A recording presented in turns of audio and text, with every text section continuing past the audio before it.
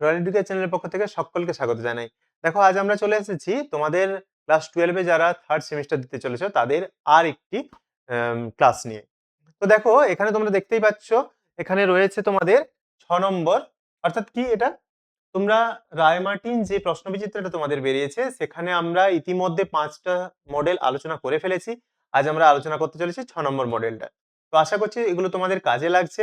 তোমরা জানিও তোমাদের কতটা এটা উপকারে আসছে, অবশ্যই কমেন্ট করে জানিও। তো বেশি কথা না বাড়িয়ে আমি প্রশ্নের আলোচনায় চলে যাচ্ছি। দেখো রায়মার্টিনের যে মডেল কোশ্চেন পেপার তোমাদের রয়েছে তার 6 নম্বর পেজটি আজকে আমরা 6 নম্বর যে স্কুলটি মডেল কোশ্চেন পেপারটি সেটি আজকে আমরা আলোচনা করব। তোমরা যারা এখানে দেখো সেমিস্টার 3 নম্বর সেমিস্টার যারা থার্ড সেমিস্টার দিতে চলেছে তাদের এই প্রশ্নটা দেখো। প্রথম প্রশ্নে চলে যাচ্ছে। দেখো জয়রাম বাবু তার মঙ্গলা গাই এর বাছুরটার নামকরণ করেছিলেন কার নামে? জয়রাম মুক্তার তার যে বাছুরটা মঙ্গলা গাই যে বাছুরটি জন্মেছিল সেটা কার নামে নামকরণ করেছিলেন? তিনি কোর্টে যখন ছিলেন তখন একজনের সঙ্গে তার তর্কাতর্কি হয়েছিল, তো সেই তর্ক বিতর্কে তিনি রেগে গিয়েছিলেন। রেগে গিয়ে তার নাম অনুসারেই তিনি কিন্তু বাছুরটির নামকরণ করেছিলেন। সেটা কে, কার সঙ্গে তর্ক বিতর্ক হয়েছিল? সেটা হয়েছিল ডেপুটি বাবুর সঙ্গে। কার সঙ্গে? ডেপুটি বাবুর সঙ্গে। বড়বধূ কি দিয়ে হাতির ললাট রঞ্জিত করেছিল? হাতির ললাট রঞ্জিত করেছিল অর্থাৎ কপালটাকে রাঙিয়ে দিয়েছিল কি দিয়ে? বড়বধূ অর্থাৎ জয়রাম মুক্তারের বড় ছেলের বউ যখন আদরিনীকে কিনে আনা হলো তখন তাকে কি দিয়ে, তার ভয় লাগছে কিন্তু তাকে তবুও সে কি করছে, রাঙিয়ে দিচ্ছে তার যে কপাল, সেই কপাল কি দিয়ে? তেল সিঁদুর দিয়ে, তাই তো? উত্তর হয়ে যাবে কোনটা? তেল সিঁদুর দিয়ে, অর্থাৎ অপশন সি হয়ে যাবে এর সঠিক উত্তর। পরের প্রশ্ন দেখো, আমার স্ত্রীর যতটুকু আইন জ্ঞান আছে হুজুরের তাও নেই দেখছি। এই মন্তব্যের মধ্য দিয়ে বক্তার যে মানসিকতা প্রকাশ পেয়েছে তা হলো, আমার স্ত্রীর যতটুকু জ্ঞান আছে হুজুরের তাও নেই। এটা কোনটা বলতো? এটা কিন্তু এই প্রশ্নের সঙ্গে কিন্তু যুক্ত। এই প্রশ্নের সঙ্গে এই যে জয়রাম মুক্তার বাছুরটির নামকরণ করেছিলেন ডেপুটি বাবুর সঙ্গে তার তর্ক বিতর্ক হয়েছিল, সেই তর্ক বিতর্কের সময় তিনি এই ডেপুটি বাবুর সম্পর্কে বলেছিলেন যে আমার স্ত্রীর যতটুকু জ্ঞান আছে এই ডেপুটি বাবুর ততটুকু জ্ঞান নেই। তিনি রেগে গিয়ে বলেছিলেন এটা, ঠিক আছে? তাহলে এটা হিংসা দুঃখ ঘৃণা তো নয়, উত্তর হয়ে যাবে কি রাগ। তিনি রেগে গিয়ে এই কথাটা বলেছিলেন। মুক্তার জয়রামের নাতনির নাম কি? অর্থাৎ জয়রাম, তোমরা জয়রাম মুক্তার পড়তে অভ্যস্ত, মুক্তার জয়রাম পড়তে একটু অনভ্যস্ত। তো যাই হোক ব্যাপারটা একই, মুক্তার জয়রাম বলা হোক বা জয়রাম মুক্তার বলা হোক, তোমরা একটা মানুষই জানবে। তো তার নাতনির নাম কি? তার নাতনির নাম দেখো, এই যে মঙ্গলা বলো, উমা বলো, রাধা বলো, এগুলো কোনোটাই কিন্তু আমাদের আদরিণী গল্পে এই নামটা নেই, কোনোটা নামই নেই। তাহলে তোমাদের এক্ষেত্রে বুঝতে কোনো রকম অসুবিধা হওয়ার কথা নয়। কি হবে? কল্যাণী। পরিষ্কারভাবে তোমরা বুঝতেই পারছো এটা। তুই অভিমান করে চলে গেলি, বক্তা কে? অভিমান করে চলে গেলি, কার সম্পর্কে কথা বলা হয়েছে? আদরিণীর সম্পর্কে বলা হয়েছে, অর্থাৎ হাতিটির সম্পর্কে বলা হয়েছে। হাতিটিকে বলা হয়েছে তুই আমার উপর অভিমান করে চলে গেলি মা। তো এটা কে বলেছে? এটা বলেছে জয়রাম মুক্তার। এখানে দেখো অপশন সি হয়ে যাবে সঠিক উত্তর। ভ্যান গগ ছিলেন একজন, ভ্যান গগ কি ছিলেন? চিত্রশিল্পী ছিলেন, তাই তো? আব্দুল করিম খা কোথায় জন্মেছিলেন? আব্দুল করিম খার জন্মস্থান হচ্ছে উত্তরপ্রদেশ। অপশন এ হয়ে যাবে সঠিক উত্তর। ধর্ম কবিতা অনুসারে এত এত ধর্ম কোথায় থাকে? এই প্রশ্নটা তোমরা বারবার পাচ্ছ। এটা সহজও কিন্তু বারবার আসছে, তাই তো? এটা আমরা এর আগের যে মডেল কোশ্চেন পেপার গুলো করেছি, যে 5টা করে ফেলেছি তার মধ্যে আমরা কিন্তু এটা একাধিকবার আমরা পেয়েছি। এত এত ধর্ম সব কি থাকে? একই গ্রহে থাকে, একই গ্রহে এবং নিরবিচ্ছিন্ন ভাবে থাকে, এটাও আমরা পেয়েছি। তারপরের প্রশ্ন দেখো 9 নম্বর কি বলেছে? আকাশে পুষ্পক আর সপ্তডিঙা সাজে সিন্ধু জলে। পুষ্পক রথ, তাই তো? পুষ্পক কি? পুষ্পক কি? আমরা জানি পুষ্পক হচ্ছে রথ। রথ। আমরা পুষ্পক রথে চড়ে আম আমরা দেখতে পাই যে সীতাকে হরণ করে নিয়ে চলে যেতে দেখা যায়। রাবণ হরণ করে যখন নিয়ে যায় সেই পুষ্পক রথ। তো যাই হোক, তো কোথায় পাই তাহলে আমরা? আ পুষ্পকটা কি তাহলে? রথ, তাই তো? আচ্ছা, শিরস্ত্রাণ কি? শিরস্ত্রাণ কি? শিরস্ত্রাণ দেখো দিয়েছে কানের দুল। কানের দুল তো কুণ্ডল, সেটা হবে না। সরাধার, সরাধার বলে কিছু নেই। ধারালো অস্ত্র নেই। মাথার বর্ম। বর্ম অর্থাৎ কি? বর্ম অর্থাৎ হচ্ছে পোশাক। কি রকম পোশাক? মানে ধরো আমরা বর্ম বলতে যেটা আমাদেরকে কোনো আক্রমণ, কোনো আঘাত থেকে আমাদেরকে রক্ষা করবে। তাহলে আমরা যদি শিরস্ত্রাণ পরি, শিরস্ত্রাণ অর্থাৎ কি? ধরো তুমি বাইক চালাচ্ছ, বাইকে আমরা কি পরতে হয়? সেফটির জন্য হেলমেট পরতে হয়। তো ওই হেলমেটটা হচ্ছে শিরস্ত্রাণ একটা। সেই হেলমেটটা কি করবে? পড়ে গেলে সেই বিপদ থেকে সে রক্ষা করবে। তাহলে মাথাকে যে প্রটেক্ট করবে, যে বিপদ থেকে রক্ষা করবে তাকে আমরা শিরস্ত্রাণ বলবো। তো শিরস্ত্রাণ তাহলে কি? মাথার বর্ম। মহাভাষ্য কার রচনা? মহাভাষ্য পতঞ্জলি, সবাই জানো তোমরা এটা। আচ্ছা, বিবেকানন্দ বিবেকানন্দ কোন ভাষা অনুসারে পক্ষপাতী ছিলেন, কোন ভাষা অনুসরণের পক্ষপাতী ছিলেন?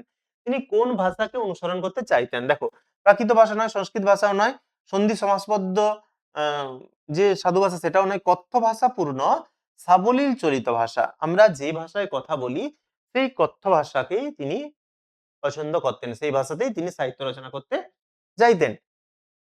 তো ধরো তুমি কোনো একটা জায়গাতে তুমি গেছো, সেখানে যদি গরিব মানুষদের যারা একটু পড়াশোনা কম করেছে বা যারা বাইরের সমাজের সঙ্গে, বর্তমানে সমাজের সঙ্গে যারা খুব একটা খাপ খাইয়ে নিতে পারেন, তাদের সঙ্গে যদি তুমি কথা বলো, কথা বললে কিন্তু তুমি যদি ধরো একটা অন্য কোনো ভাষা, সংস্কৃত ভাষা, সংস্কৃত ভাষা বা ধরো তুমি ইংরেজিতে কথা বলছো, তাদের সঙ্গে কি তুমি ঠিকঠাক তাদের কথাগুলো, তাদের দুঃখ কষ্টগুলো তুমি বুঝতে পারবে?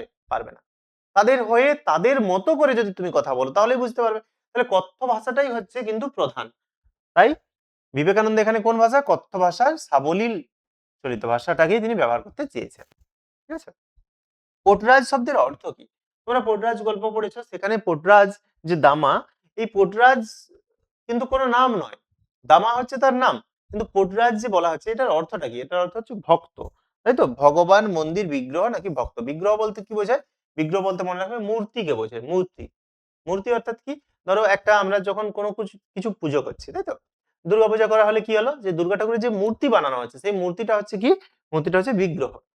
তাহলে ভগবানও নয়, মন্দিরও নয়, বিগ্রহ নয়, উত্তর হয়ে যাবে কি? ভক্ত। পাবলো নেরুদা কোন দেশের কবি? এটা তোমরা ক্লাস 10 থেকে জেনে আসছো, পাবলো নেরুদা, তাই তো? অশোক একজন কবিতায় যে পাবলো নেরুদা ছিলেন, পাবলো নেরুদার লেখা অশোক একজন কবিতা, সেখানে তোমরা আগেই পড়েছো যে চিলির কবি, চিলিয়ান কবি তিনি। তো এটা তোমাদের জানা প্রশ্ন আশা করছি, চিলির কবি। আচ্ছা, 14 নম্বর হলো। আমরা এবার 15 নম্বর ডান দিকে যে প্রশ্নগুলো আছে এখানে চলে যাব। দেখো 15 নম্বরে কি বলা আছে? বলা আছে বর্ণনামূলক ভাষাবিজ্ঞানের সূত্রপাত হয়েছিল। বর্ণনামূলক ভাষাবিজ্ঞানের সূত্রপাত কোন সময় হয়েছিল? বিংশ শতাব্দীর গোড়ার দিকে, তাই তো? বর্ণনামূলক বিজ্ঞানের সূত্রপাত হয়েছিল কোন সময়? বিংশ শতাব্দীর গোড়ার দিকে, অর্থাৎ বিংশ শতাব্দীর প্রথম দিকে। আচ্ছা, ভাষাকে চিন্তার পোশাক, এটা ভালো করে মনে রাখবে। চিন্তার পোশাক বা দ্য ড্রেস অফ থট, এটা কে বলেছেন? এটা খুব ইম্পর্টেন্ট প্রশ্ন। কে বলেছেন? Samuel Wesley. ভালো করে মনে রাখবে, ভাষাকে চিন্তার পোশাক বা দ্য ড্রেস অফ থট কে বলেছেন? উত্তর হবে স্যামুয়েল ওয়েসলি। সমাজ ভাষা বিজ্ঞানের মূল ভাগ কতগুলো? মূল ভাগ কতগুলো? মূল ভাগ 3টি। উত্তর হয়ে যাবে 3টি। আচ্ছা, বাংলা উচ্চারণে অর্ধস্বরের সংখ্যা, এটা তোমরা বলো তো, অর্ধস্বরের সংখ্যা কটি? অর্ধস্বরের সংখ্যা হচ্ছে 4টি, তাই তো? কোথাও কোথাও তোমরা 2টি খেয়াল রাখ, মানে গুলিয়ে ফেলতে পারো 2টি, যদিও এখানে অপশন 2 নেই, কিন্তু তবুও গুলিয়ে ফেলবে না। উত্তর হচ্ছে 4টি। কি কি? কি কি বলো তো এগুলো? আচ্ছা, উম, বাংলা উচ্চারণে অর্ধস্বরের সংখ্যা হলো 4টি। আমি 2টি বলে দিচ্ছি, আর দুটো তোমরা বলবে।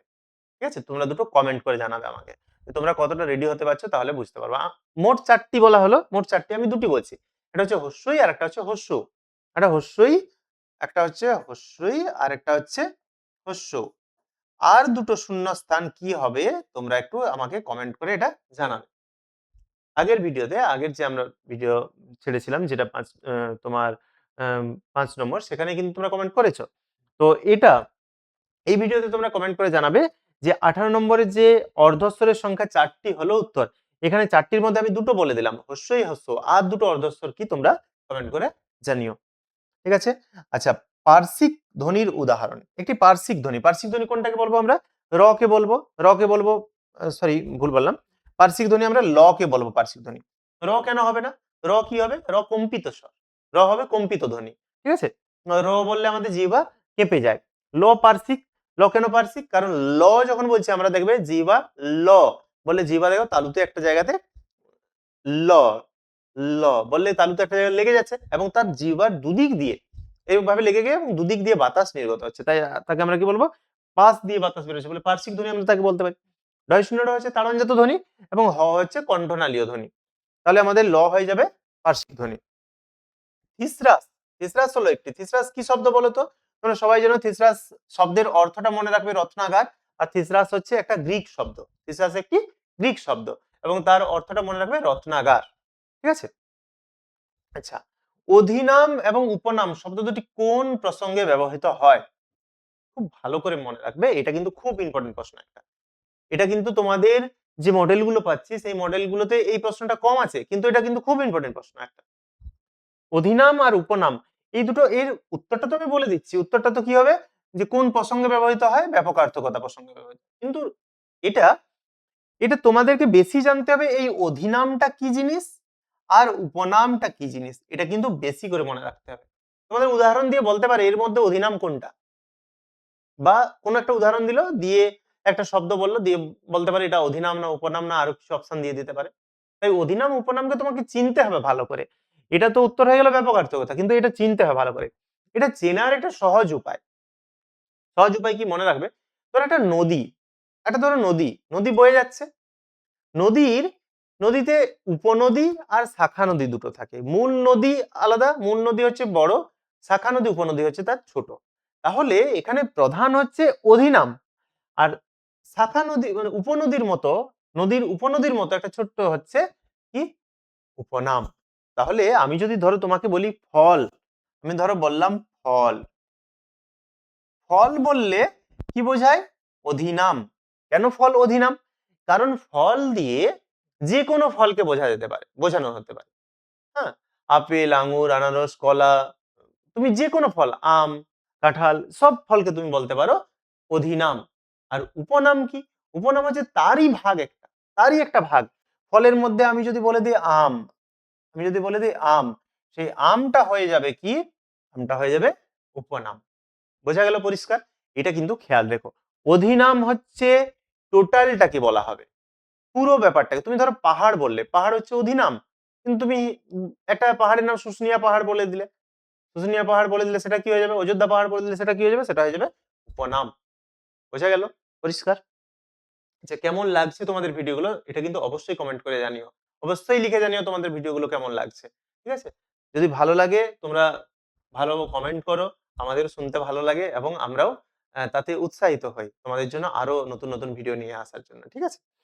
তো অবশ্যই কিন্তু কমেন্ট করতে ভুলো না কেমন লাগছে। এই যে এটা তোমাদেরকে যে বোঝালাম ২১ নম্বরটা, এটা তোমরা আদৌ বুঝতে পারলে কিনা, আমি বোঝাতে পারলাম কিনা, এগুলো কিন্তু তোমরা একটু কমেন্ট করে জানিও। ঠিক আছে? পরে চলে যাচ্ছি দেখো ২২ নম্বরে। এদের মধ্যে কোন ব্যক্তি রবীন্দ্রনাথের সঙ্গীত শিক্ষক ছিলেন? কোন ব্যক্তি, রামনিধি গুপ্ত, বিষ্ণুপদ চক্রবর্তী, জ্ঞানেন্দ্র গোস্বামী নাকি ভবানী দাস? উত্তর হয়ে যাবে কি, বিষ্ণুপদ চক্রবর্তী হচ্ছে রবীন্দ্রনাথ ঠাকুরের সঙ্গীত শিক্ষক ছিলেন, তাকে গান শেখাতেন, তাই তো? আচ্ছা, মার্কিউরাস নাইট্রেট বা নাইট্রাইট যাই বলতে পারো, কোন বিজ্ঞানী, কোন বাঙালি বিজ্ঞানী আবিষ্কার করেন? প্রফুল্লচন্দ্র বসু। এটা তোমরা অনেকবার পেয়ে যাবে এবং ইম্পর্টেন্ট প্রশ্নটা। আচ্ছা, আমরা যখন ৫ নম্বর প্রশ্ন আলোচনা করেছিলাম তখন এই প্রশ্নটা ছিল ওখানে। ভারতীয় ফুটবলের ইতিহাসে স্মরণীয় ব্যক্তিত্ব কে বলতো? আগের দিনে আমরা আলোচনা করেছিলাম। উত্তর হয়ে যাবে কি, নগেন্দ্র প্রসাদ সর্বাধিকারী। একই প্রশ্নটা, যে প্রশ্নটা এখন আলোচনা করছি এই প্রশ্নটাই ছিল ওখানে। ৫ নম্বরে এটাই ছিল। হুম, পঙ্কজ, গোবর গুহ, মিহির সেন এরা তো নয়। আচ্ছা, বালিকাদের মল্লযুদ্ধ হতো, বালিকাদের মল্লযুদ্ধ অর্থাৎ কুস্তির মতো যে লড়াইটা, সেই লড়াইটা সেটা কোথায় হতো? নন্দলাল ঠাকুরের বাড়ির দালানে এটা হতো, সিমলা ব্যায়াম সমিতিতে, জামাপুকুরের মিত্র বাড়িতে, শ্রীনাথ বাবুর আড্ডায় না, নন্দলাল ঠাকুরের বাড়ির দালানে। ঠিক আছে? আচ্ছা, পরের প্রশ্ন, ওর মুখ দিয়ে ড্যাশ বেরিয়েছে, কি বেরিয়েছে? ওর মুখ দিয়ে বেরিয়েছে ব্রহ্মবাক্য। আচ্ছা, ব্রহ্মবাক্য, ব্রহ্মবাক্য। ওর মুখ দিয়ে বলতে কার মুখ দিয়ে বলতো? জয়রাম মুক্তারের মুখ দিয়ে। দেখো, এটা এটা একটু তোমাদেরকে আমি খোলসা করি ব্যাপারটা। জয়রাম মুক্তারের মুখ দিয়ে তোমরা জানো যদিও, তবুও একবার শুনে নাও। জয়রাম মুক্তার যখন আদরিনীকে প্রথম বামুনহাটে পাঠালেন, তখন তিনি বলেছিলেন যে আদর, যাও মা মেলা দেখে এসো। তো যখন আদরিনী বিক্রি হলো না, লোক বলতে লাগলো কি বলতো, লোক বলল যে ওই যে জয়রাম বাবু বলেছেন যে যাও মা মেলা দেখে এসো, এই যে দেখে এসো বলেছে তাই বিক্রি হলো না, তাই সে ফিরে এলো। কারণ কি? কারণ তার মুখ দিয়ে বেরিয়েছে একটা ব্রহ্মবাক্য। হ্যাঁ, ব্রাহ্মণ, তখনকার দিনের ব্রাহ্মণ তো এরকম মুরগিখোর ব্রাহ্মণ নয়। এটা ওখানে বলা আছে, আমি কিন্তু কোনো ব্রাহ্মণকে বলছি না। ঠিক আছে? এটা বইতেই বলা আছে, তখনকার দিনের ব্রাহ্মণ তো আর মুরগিখোর ব্রাহ্মণ নন। তাই তার মুখ দিয়ে যা বেরিয়েছে তা কিন্তু ব্রহ্মবাক্য, তাই তো? তাই এটা জয়রাম মুখোপাধ্যায়ের মুখ দিয়ে যেটা বেরিয়েছে সেটা হচ্ছে ব্রহ্মবাক্য, অর্থাৎ ব্রাহ্মণের মুখ দিয়ে বেরোনো ব্রহ্মবাক্য। ২৭ নম্বর প্রশ্ন দেখো, এই হৃদয়ের খাপে ভরা, তাই তো, খাপে ভরা কি মন্ত্রপুত অসি? তাহলে কি হয়ে যাবে? খাপ আর রশি। আচ্ছা, খাপ আর রশি, প্রথম অপশনটাই, অপশন এ। আমাদের দেশে প্রাচীনকাল থেকে ড্যাশ সমস্ত বিদ্যা থাকার দরুন বিদ্বান এবং সাধারণের মধ্যে একটা অপার সমুদ্র দাঁড়িয়ে গেছে।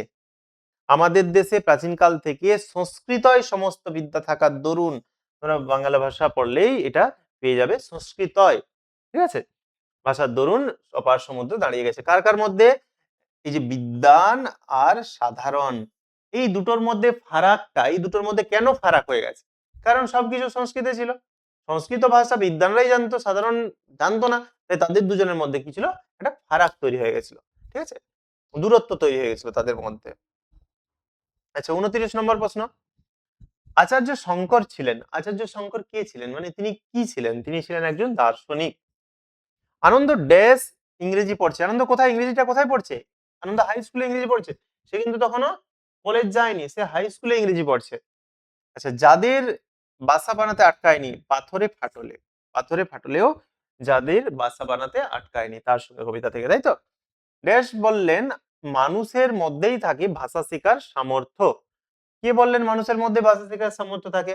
কে বলেছেন? নোয়াম চমস্কি বলেছেন মানুষের মধ্যে ভাষা শেখার সামর্থ্য থাকে। ল্যাডলেস এর কথা যখন আমরা পেয়ে যাব, ল্যাঙ্গুয়েজ একুইজিশন ডিভাইস, সেটাকে সিস্টেম, সেটাকে ডিভাইসটাকে চেঞ্জ করে কি করলেন? Language acquisition system.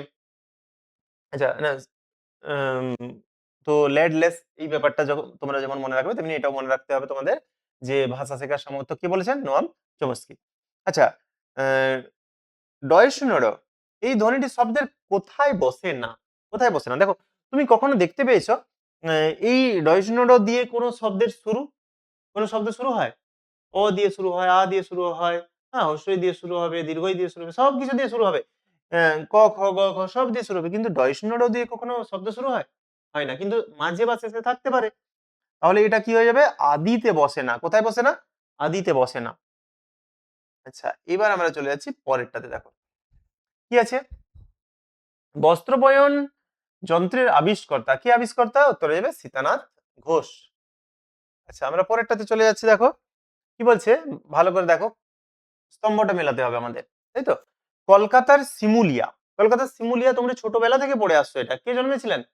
Swami Vivekananda. তো বিবেকানন্দকে তোমরা সেই গল্প পড়েছিলে, মনে আছে? নরেন্দ্রনাথ দত্ত সেই চাপা গাছে দোল খেত, হ্যাঁ, মনে পড়ছে গল্পটা? চাপা গাছে দোল খেত, সেখানে কি করলো না, একজন যার বাড়ির সামনে চাপা গাছ, সে ভাবলো যে এই ছেলেগুলো দিন রাত ধরে এখানে জ্বালাতন করছে, কোন সময় কার পড়ে হাত পা ভাঙবে, তারই বিপদের শেষ থাকবে না, তাই তিনি ব্রহ্মদত্তির গল্প বললেন। তো সেই গল্পে আমরা কি পড়েছি, যে কলকাতার দত্ত পরিবারে, কলকাতার শিমুলিয়ার দত্ত পরিবারে বিবেকানন্দের জন্ম হয়েছিল। তার ডাকনাম ছিল বিলে, নরেন্দ্রনাথ দত্ত। তাহলে এই যে শিমুলিয়ায় কে জন্মেছিলেন? নরেন্দ্রনাথ দত্ত, অর্থাৎ কে? স্বামী বিবেকানন্দ। হুগলির কামারপুকুর, কামারপুকুর শব্দটার সঙ্গে তোমরা খুব পরিচিত না? কামারপুকুরে কার জন্ম? কার জন্ম বলো তো? কামারপুকুরে জন্মেছিলেন শ্রীরামকৃষ্ণ, তাই তো। শ্রীরামকৃষ্ণের কামারপুকুর। তাহলে কামারপুকুর রামকৃষ্ণ, যদি এখানে রামকৃষ্ণ কোথাও লেখা নেই, কিন্তু গদাধর চট্টোপাধ্যায় লেখা আছে, দেখো রামকৃষ্ণের আসল নাম কিন্তু গদাধর চট্টোপাধ্যায়। যেমন স্বামী বিবেকানন্দের আসল নাম হচ্ছে নরেন্দ্রনাথ দত্ত, ঠিক তেমনি গদাধর চট্টোপাধ্যায়। আচ্ছা, নেপালের কপিলা বস্তু, কপিলা বস্তুতে কার? গৌতম বুদ্ধ। এবং তোমরা এটাও সবাই জানো, নদিয়ার নবদ্বীপে জন্মেছিলেন কে? নদিয়ার নবদ্বীপে জন্মেছিলেন শ্রী চৈতন্যদেব। তাহলে আমাদের উত্তরটা কি দাঁড়িয়ে গেল? দেখো এখানে একটু কাটাকাটি মতো হয়ে যাচ্ছে, আমি বলে দিচ্ছি, তোমাদের বুঝতে সুবিধা হবে। কোনটা কোনটা? এটা হয়ে যাবে সি, তাই তো, প্রথমটা হয়ে যাবে সি, তাহলে হয় এটা নয়তোবা এটা, সি হচ্ছে। আচ্ছা, পরেরটা আমাদের দেখে নিতে হবে। 2 হয়ে যাবে এ, 2 হয়ে যাচ্ছে এ, ও আচ্ছা আচ্ছা, এখানেও সি আছে। আচ্ছা, 2 হয়ে যাচ্ছে এ, তার মানে এটা 2 এ, তাহলে উত্তর হয়ে যাবে ডি, ডি হবে সঠিক উত্তর, তাই তো, ডি হয়ে যাবে এর সঠিক উত্তর, তাহলে উত্তর ডি। 1 হচ্ছে সি, 2 হচ্ছে এ, 3 হচ্ছে ডি, 4 হচ্ছে বি, ডি হয়ে যাবে এর সঠিক উত্তর। বুঝা গেল? আচ্ছা, তারপর দেখো বিবৃতি আর কারণ বলেছে। বিবৃতি কারণে কি দিয়েছে? যেন হারাধন ফিরিয়া পাওয়া গিয়াছে। এই হারাধন ফিরিয়া পাওয়া গেছে মানে কি? এটা হচ্ছে আদরিনীর কথা বলা হচ্ছে, আদরিনী, তাই তো। আদর, আমাদের আদর, আদর অর্থাৎ আদরিনী। এই যে আদর, আদরিনী যখন বামুনহাট থেকে ফিরে এলো, তখন যেন মনে হচ্ছে বাড়ির সবাই, সেই জয়রাম মুক্তারের বাড়ির সবাই যেন হারাধন ফিরে পেয়েছে। তাদের জন্য কোনো সম্পদ হারিয়ে গেছিল, সেই হারানো সম্পদ তারা ফিরে পেয়েছে। সেটা মনে হচ্ছে যেন।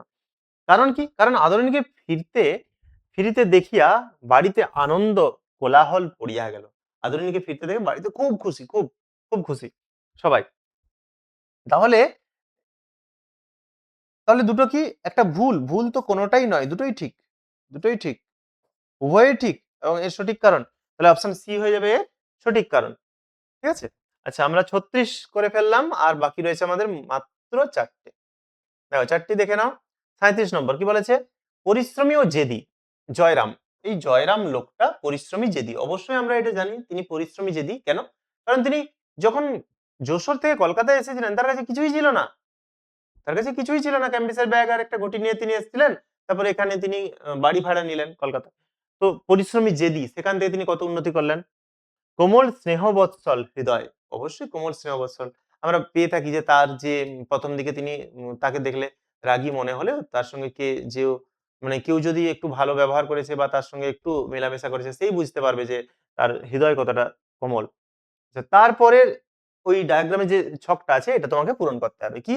আত্মকেন্দ্রিক। তিনি কি আত্মকেন্দ্রিক ছিলেন? তিনি নিজেকে নিয়ে থাকতেন? নিজেকে নিয়ে তো থাকতেন না। তার বাড়িতে আসর বসতো রবিবার, তাসের আসর। সেখানে জয়রাম আমরা দেখেছি যে দুজন তাকে যখন বলেছে যে বিয়ে বাড়িতে যেতে হবে তখন সে হাতির ব্যবস্থা করেছে। অসৎ তো ছিলেনই না। তিনি সৎ ছিলেন, অলস একেবারেই ছিলেন না। তিনি অনেক বয়স্ক পর্যন্ত তিনি কোর্টে যেতেন, কাজ করেছেন। তাই তো? তাহলে পরোপকারী লোকের উপকার করতেন তিনি। লোকের উপকার অবশ্যই করেছেন। হুম? তোমরা জানো যে দুজন উকিল এবং ডাক্তার তারা তার কাছে গিয়েছিল। কিসের জন্য? তারা বলেছে না একবার যে আমরা জানি যে মানে আমরা কথা বললাম যে ওই জয়রাম মুক্তারের কাছে, জয়রাম বাবুর কাছে এলে কি হবে? কিছু একটা ব্যবস্থা হয়ে যাবে। তাহলে নিশ্চয়ই তিনি পরকে সাহায্য করতেন, পরের উপকার করতেন। তাই তো তারা এসেছে। তাহলে তিনি কি হয়ে যাবেন? পরোপকারী। আচ্ছা, ক্রম অনুযায়ী আমাদের সাজিয়ে নিতে হবে। আম দেখো কি বলছে? সময়টা খুব সুবিধের না। তাই তো? কবিতা তোমাদের যে কবিতাটা রয়েছে তার সঙ্গে সেখান থেকে নেওয়া দেখো। সময়টা মোটেই সুবিধের না। ব্যাপারটা বুঝবো, আহ্লাদ করব, দুজনে মিলে খুব সমঝে পার করতে হবে। দেখো, এই যে ১ম যেটা রয়েছে এটাই ১ম হবে। সময়টা খুব সুবিধের না আমরা ১ম এই পাচ্ছি। তারপরে হয়ে যাবে কি? দুজনে মিলে খুব সমঝে পার করতে হবে। তাহলে এটা হয়ে যাবে ১, এটা হয়ে যাবে ২। তাই তো? তারপরে ব্যাপারটা বুঝবো, আহ্লাদ করব, এটা হয়ে যাবে ৩ আর এটা হয়ে যাবে আচ্ছা উম হ্যাঁ, এটা হয়ে যাবে সময়টা মোটেই সুবিধের না। এটা হয়ে যাবে ৪। সময়টা সুবিধের না একবার, আরেকবার শেষের সময়টা মোটেই সুবিধের না। তাহলে ১ম টা হবে ১, আচ্ছা ২ হয়ে যাবে ৪, আচ্ছা তাহলে আই আচ্ছা ১, ২। আচ্ছা অপশন বি হয়ে যাবে তাহলে এর সঠিক উত্তর, তাই তো? ১ম টা, ৪ নম্বরটা, ৩ নম্বরটা, ২ নম্বরটা। ঠিক আছে। বি হয়ে যাবে এর সঠিক উত্তর। আচ্ছা, এবার দেখো ৩৯ আর ৪০ দুটো। ৩৯ এ কি আছে? সত্য মিথ্যা আছে। তাই তো? সত্য মিথ্যা আমাদের দেখতে হবে। দেখো ১ম এ কি বলেছে? ১ম লাইনটা দেখো বলেছে ধর্ম কবিতা থেকে নেওয়া। কবিরের ধর্ম ছিল দিগন্ত প্রেরণা। দেখো কবিরের ধর্ম কি দিগন্ত প্রেরণা ছিল? দিগন্ত প্রেরণা ছিল না। কি ছিল? সত্যের বয়ান ছিল। কবিরের ধর্ম কি? সত্যের বয়ান। তাহলে ১ম টা ভুল হয়ে গেল। বাতাসের ধর্ম শুধু না থামা কখনো। অবশ্যই ঠিক। বাতাস কখনো না থামা, বাতাসের সেটাই ধর্ম, কখনো না থামা। ভ্যান গোগের ধর্ম ছিল ভস্মের চরিত। ভ্যান গোগের ধর্ম ভস্মের চরিত কেন হতে হবে? আগুনের ধর্ম ভস্মের চরিত, তাই না? তাহলে এটাও ভুল। গার্সিয়া লোরকার ধর্ম ছিল কবিতার জিত। এটা ঠিক। ঠিক তো? তাহলে আমাদের কি হয়েছে? মিথ্যা সত্য, মিথ্যা সত্য। আচ্ছা মিথ্যা, মিথ্যা সত্য, সত্য সত্য। মিথ্যা সত্য, মিথ্যা সত্য। অপশন ডি হয়ে যাবে। ৩৯ এর অপশন ডি হয়ে যাবে সঠিক উত্তর। আচ্ছা। ৪০ এ কি বলা আছে? একটি শব্দের মধ্যে অন্য এক বা একাধিক শব্দের অর্থ অন্তর্ভুক্ত থাকলে এবং মূল শব্দের অর্থ ব্যাপকতর হলে হয় ব্যাপকার্থকতা। একটা বলল ব্যাপকার্থকতা হয়। ঠিক আছে? ঠিক বলেছে। ভুল কিছু না। একদম ঠিক। এটা ঠিক কথাই। আচ্ছা, একটি শব্দের অর্থ অপর শব্দের সঙ্গে অন্তর্ভুক্ত হলে তাকে ব্যাপকার্থকতার আরেক নাম অর্থান্তর্ভুক্তি। এটাও তো ঠিক, অবশ্যই ঠিক। ব্যাপকার্থকতারই অন্য নাম অর্থান্তর্ভুক্তি। তাহলে কি হয়ে যাবে? আর দুটোর সঙ্গে পরস্পর সম্পর্কযুক্ত। পরস্পর বিরোধী তো নয়। আচ্ছা, এর কারণ আচ্ছা এটা মিথ্যা তো নয়। উভয় সত্য আচ্ছা, অপশন ডি টাই এর পারফেক্ট উত্তর হবে। ঠিক আছে? ডি টাই হবে এর সঠিক উত্তর। আচ্ছা, এই ছিল আজকের আলোচনা। মোট ৪০ টা তোমাদের প্রশ্ন থাকে, তোমরা জানো। ৪০ টা প্রশ্নের আলোচনা আমরা করলাম। আর অবশ্যই কিন্তু তোমরা কমেন্টে জানিও যে তোমাদের ভিডিওগুলো কেমন লাগছে। তোমাদের উপকারে আসছে কিনা। ঠিক আছে? আর শেষ পর্যন্ত যারা দেখলে তাদেরকে আবার একবার অসংখ্য ধন্যবাদ জানিয়ে আজকের ক্লাসটা এখানেই সমাপ্ত করছি। ঠিক আছে? ভালো থেকো সবাই। পরের ক্লাসে আবার দেখা হচ্ছে। অন্য কোনো দিন, অন্য কোনো ক্লাসে। ঠিক আছে? আজ এতদূর।